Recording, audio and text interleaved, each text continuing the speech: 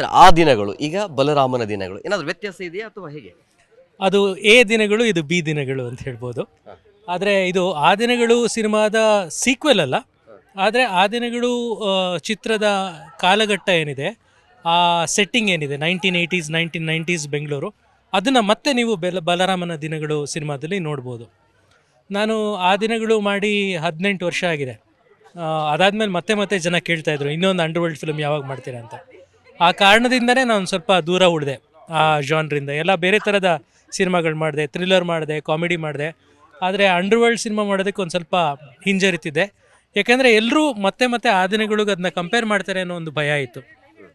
ಆದರೆ ಈ ಪ್ಯಾಂಡಮಿಕ್ ಸಮಯದಲ್ಲಿ ಸಾಕಷ್ಟು ಭೂಗತ ಜಗತ್ತಿನ ಬಗ್ಗೆ ನಾನು ರಿಸರ್ಚನ್ನು ಮಾಡಿದೆ, ಸಾಕಷ್ಟು ತಿಳ್ಕೊಂಡೆ, ಜನರನ್ನು ಭೇಟಿಯಾದೆ, ಪೊಲೀಸವ್ರನ್ನ ಭೇಟಿಯಾದೆ, ಅಂಡರ್ವರ್ಲ್ಡಲ್ಲಿ ಇದ್ದವ್ರನ್ನ ಭೇಟಿಯಾದೆ.